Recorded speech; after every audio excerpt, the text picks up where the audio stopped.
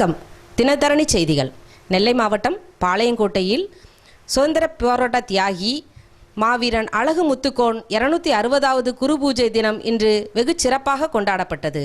இவ்விழாவினை முன்னிட்டு அனைத்து அரசியல் கட்சி பிரமுகர்கள் மற்றும் சமுதாயத்தினர் அவருடைய திருவுருவச் சிலைக்கு மாலை அணிவித்து மரியாதை செலுத்தினர். அதிமுக சார்பாக மாலை அணிவித்து மரியாதை செய்யப்பட்டது. இந்திய விடுதலை போராட்டத்தில் ஈடு இணையற்ற தியாகத்தை செய்த நமது தென்னாட்டின் ஒரு மாபெரும்